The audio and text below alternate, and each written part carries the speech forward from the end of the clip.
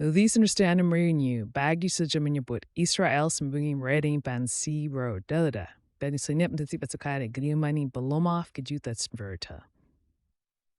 Ini bukan politisi sembarangan. Ini adalah anggota parlemen dari negara yang kehilangan 6 juta warga dalam Holocaust.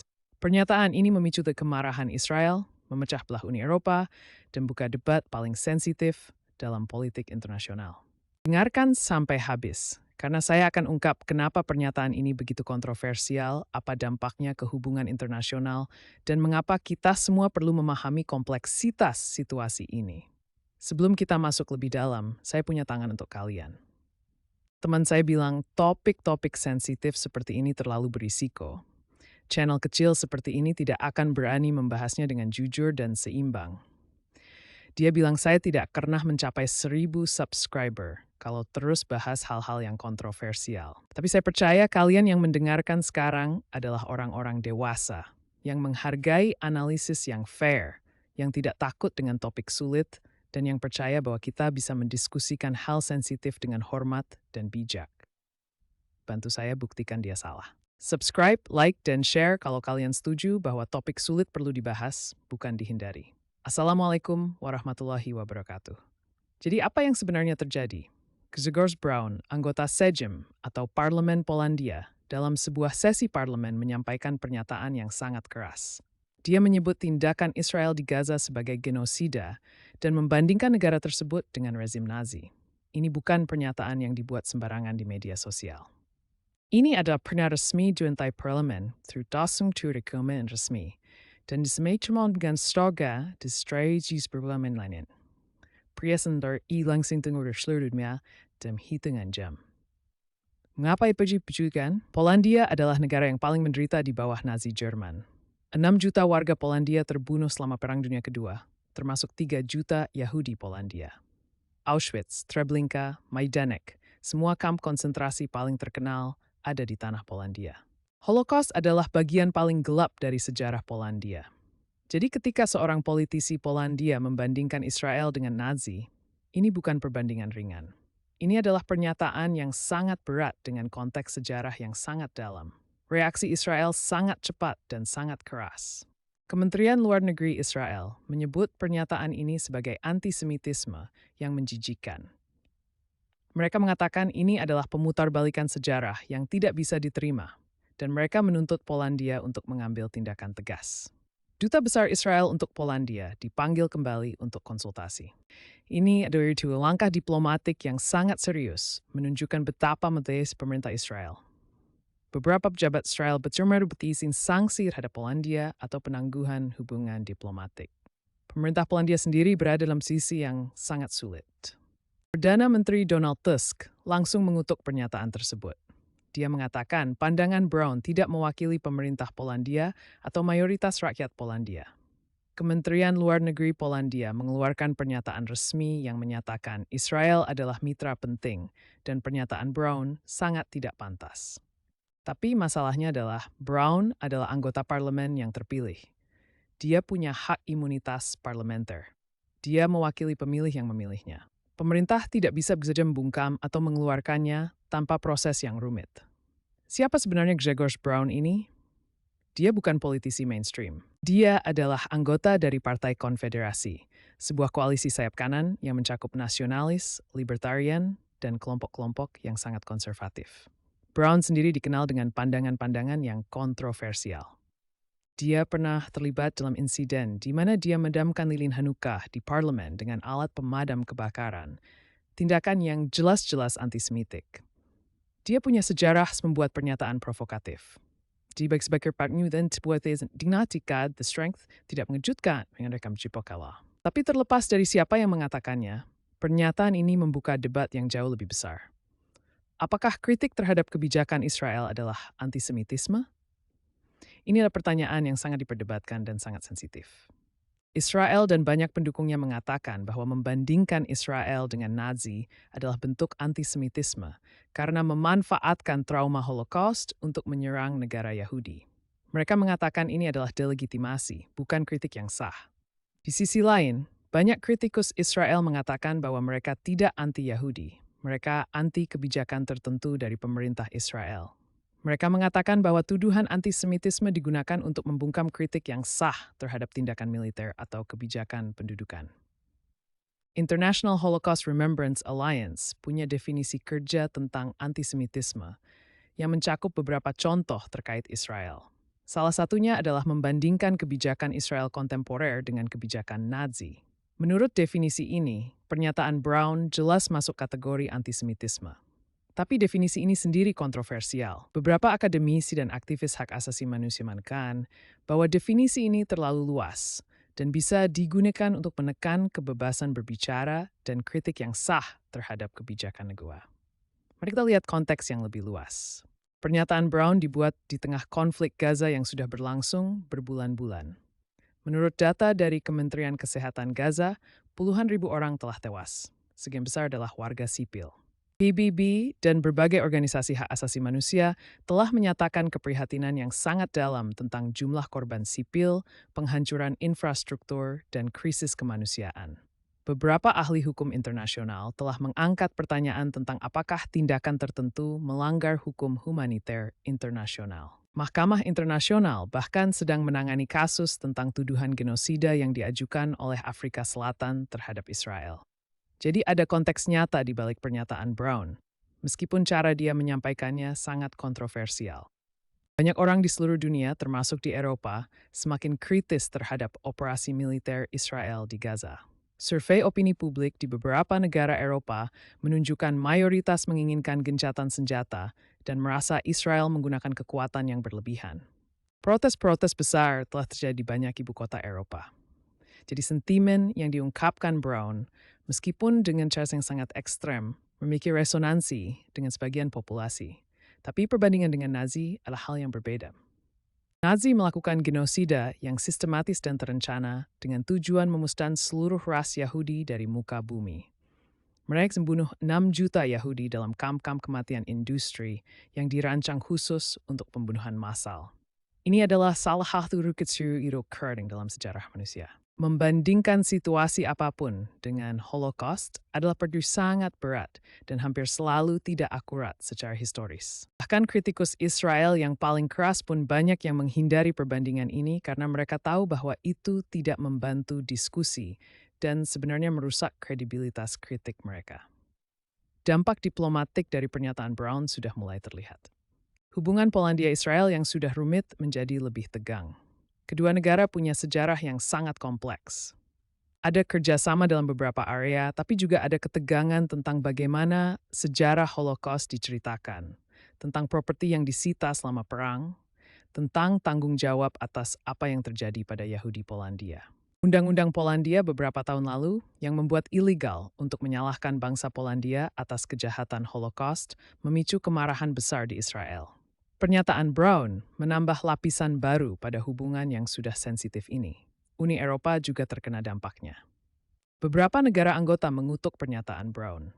Yang lain lebih diam. Ini mencerminkan perpecahan yang lebih luas dalam Uni Eropa tentang bagaimana merespons konflik Israel-Palestina. Beberapa negara seperti Jerman dan Austria sangat kuat mendukung Israel karena alasan sejarah. Yang lain seperti Irlandia dan Spanyol lebih kritis terhadap kebijakan Israel dan lebih simpatik terhadap Palestina. Tidak ada posisi bersatu UE tentang isu ini, dan pernyataan seperti yang dibuat Brown hanya menyoroti perpecahan tersebut. Kommuna de Truitsheid Bejdal de Smert das Mees Bordesnalat Verdlugrotenske Epith Elit Varpafines. Mereka melihat ini sebagai bagian dari tren yang lebih luas meninggalkan kitzel antisemitisme di Ucu. Statistik memang menunjukkan bahwa insiden antisemitik telah meningkat di banyak negara Eropa dalam beberapa tahun terakhir, dan terutama meningkat sejak konflik Gaza dimulai. Beberapa dari ini adalah kritik terhadap Israel yang meluas menjadi kebencian terhadap Yahudi pada umumnya. Komunitas Yahudi merasa mereka disalahkan atas tindakan pemerintah Israel, bahkan ketika banyak dari mereka sendiri kritis terhadap kebijakan tersebut. Di sisi lain, komunitas Muslim dan Arab di Eropa juga merasa frustrasi.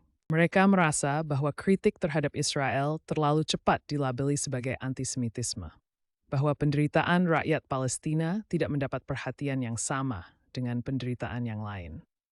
bahwa ada standar ganda dalam bagaimana konflik ini dibahas. Mereka menunjuk bahwa berbagai negara berat keras ke Rusia Ukraina, tapi baru taat ketika mengkritik Israel. Mereka bertanya mengapa jawab politik pihak terlihat GRU sama yang kritik. Irin sekarin serius yang diduju jawaban yang sederhana. Kenyataannya adalah bahwa politik internasional tidak konsisten. Negara-negara memberi struktur perlindungan strategis, hubungan historis, tekanan domestik, dan berfakta tinggi. Israel adalah sekutu barat yang penting, mitra intelijen, kekuatan teknologi, dan satu-satunya demokrasi yang mapan di Timur Tengah menurut perspektif barat. Itu memberikan Israel tingkat dukungan dan perlindungan diplomatik yang tidak dimiliki banyak negara lain. Apakah itu adil? Itu tergantung pada perspektif kalian, tapi itu adalah realitas geopolitik. Untuk Malaysia dan Indonesia, situasi ini punya resonansi khusus. Kedua negara adalah mayoritas Muslim, memiliki solidaritas yang kuat dengan rakyat Palestina, dan tidak memiliki hubungan diplomatik dengan Israel. Pemerintah dan rakyat kedua negara secara konsisten mendukung hak-hak Palestina dan mengkritik tindakan Israel. Tapi mereka juga harus menavigasi hubungan internasional yang kompleks. Malaysia adalah anggota ASEAN yang jaga hubungan dengan berbagai kekuatan global. Indonesia sebagai negara Muslim terbesar di dunia punya peran penting dalam diplomasi Islam global, tapi juga punya kepentingan ekonomi dan strategis yang luas. Pernyataan seperti yang dibuat Brown menempatkan semua orang dalam posisi yang sulit. Bagi mereka yang mengkritik Israel, pernyataan ini bisa dilihat sebagai seseorang yang akhirnya berani mengatakan dengan lantang apa yang mereka rasakan. Tapi bagi banyak yang lain, termasuk banyak kritikus Israel yang serius, pernyataan ini kontraproduktif. Membandingkan tadi tidak Nazi membantu rakyat Palestina. Itu das more dekat. Yang dilakukannya adalah mempolarisasi debat lebih jauh, membuat dialog lebih sulit, dan memberikan amunisi kepada mereka yang ingin menggambarkan semua kritik terhadap Israel sebagai didorong oleh kebencian, bukan oleh keprihatinan yang sah. Cara produktif untuk mengkritik adalah fokus pada tindakan spesifik, pada hukum internasional, pada hak asasi manusia universal. Kalian bisa mengatakan bahwa pengeboman area sipil yang padat melanggar hukum humaniter internasional. Kalian bisa mengatakan bahwa blokade menciptakan krisis kemanusiaan. Kalian bisa mengatakan bahwa penyelesaian di tepi barat melanggar konvensi Jenewa. Semua ini adalah kritik yang spesifik berdasarkan standar hukum diakui, dan jauh lebih sulit untuk dilabeli sebagai antisemitisme. Kiwitel cantu tak kepentingan Nazi, sis it intingdi with that it have for thank, megara turi emosmenit krutat skriktaf. Kita agak berbicara tentang fenomena yang lebih luas, tentang bagaimana media sosial dan polarisasi politik mengubah diskusi tentang isu-isu kompleks. Dulu, pernyataan yang dibuat di Parlemen Polandia mungkin tidak mendapat perhatian internasional hal yang besar. Sekarang, dalam hitungan jam, klip video tersebar ke seluruh dunia. Orang-orang bereaksi berdasarkan klip pendek tanpa konteks penuh. Algoritma media sosial mempromosikan konten yang paling kontroversial karena itu yang mendapat engagement. Jadi pernyataan ekstrem mendapat amplifikasi call. Ini menciptakan siklus di mana politisi belajar bahwa pernyataan provokatif mendapat perhatian. Perhatian membawa dukungan dari basis tertentu dan mereka terus membuat pernyataan ekstrem. Sementara itu, diskusi yang bernuansa, upaya untuk memahami berbagai perspektif dan pencarian solusi kompromi tidak mendapat perhatian yang sama. Ini adalah masalah untuk semua isu politik, tapi sangat berbahaya untuk isu yang sangat sensitif, seperti konflik Israel-Palestina, di mana tak kata bisa memiliki konsekuensi nyata. Apa yang akan terjadi selanjutnya dengan Brown? Parlemen Polandia bisa membuka prosedur disipliner terhadapnya, tapi dengan imunitas parlementernya, pilihan mereka terbatas. Partainya kemungkinan akan membela dia karena pandangan kontroversial lah yang memberinya basis pendukung. Pemerintah Israel kemungkinan akan terus menekan untuk tindakan yang lebih keras. Hubungan Polandia-Israel akan tetap tegang, dan Brown kemungkinan akan terus membuat pernyataan provokatif karena itulah yang bekerja untuknya secara politik. Tapi di luar drama politik individual ini, ada pertanyaan yang lebih besar yang perlu kita semua tin. Bagaimana kita bisa memiliki diskusi yang jujur tentang konflik yang sangat sulit tanpa jatuh ke dalam kebencian atau ekstremisme? Bagaimana kita bisa mengkritik kebijakan pemerintah jurang kelompok etnis agama? Bagaimana kita bisa menunjukkan empati kepada semua pihak yang menderita tanpa harus memilih satu sisi dan menyangkal kemanusiaan sisi yang lain? Bagaimana kita bisa mencari keadilan dan akuntabilitas sambil tetap bekerja menuju perdamaian dan rekonsiliasi? Ini adalah pertanyaan yang tidak punya jawaban mudah, tapi sangat penting untuk ditanyakan. Konflik Israel-Palestina sudah berlangsung selama lebih dari 75 tahun. Ribuan orang telah meninggal di kedua sisi. Generasi demi generasi tumbuh dengan trauma, ketakutan, dan kebencian. Solusi tidak akan datang dari pernyataan ekstrem atau dari pembungkaman kritik. Solusi membutuhkan dialog yang sulit, kompromi yang menyakitkan, dan kesediaan untuk melihat kemanusiaan di pihak lain, bahkan ketika kalian sangat tidak setuju dengan tindakan mereka. Bagi kita yang menonton dari jauh, tanggung jawab kita adalah untuk mendidik diri sendiri, untuk memahami kompleksitas, untuk menolak narasi yang terlalu sederhana dari kedua sisi, dan untuk mendukung upaya-upaya yang benar-benar bekerja menuju perdamaian dan keadilan. Kita perlu mendengarkan suara nomaf syarafkat dan pimpinan secara damai, bukan hanya suara yang paling ekstrem yang mendapat semua perhatian. Kesimpulan yang perlu kalian ingat. Pertama, pernyataan anggota Parlemen Polandia yang membandingkan Israel dengan Nazi sangat kontroversial dan kontraproduktif, bahkan jika berasal dari keprihatinan yang sah tentang situasi di Gaza. Kedua, kita perlu membedakan antara kritik yang sah terhadap kebijakan pemerintah dan kebencian terhadap kelompok etnis atau agama. Ketiga, isu-isu kompleks membutuhkan diskusi yang bernuansa, bukan pernyataan ekstrem yang hanya memperdalam perpecahan. Keempat, kita semua punya tanggung jawab untuk mencari pemahaman dan mendukung solusi damai, bukan hanya memilih sisi dan menolak perspektif lain. Sekarang giliran kalian. Subscribe channel ini kalau kalian menghargai analisis yang mencoba adil dan seimbang tentang isu-isu sulit.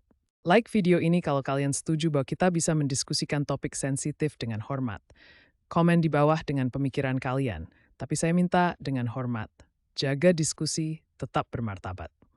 Tidak ada ruang untuk kebencian di sini, dari sisi manapun. Share video ini kepada orang yang kalian pikir bisa mendapat manfaat dari perspektif yang lebih bernuansa.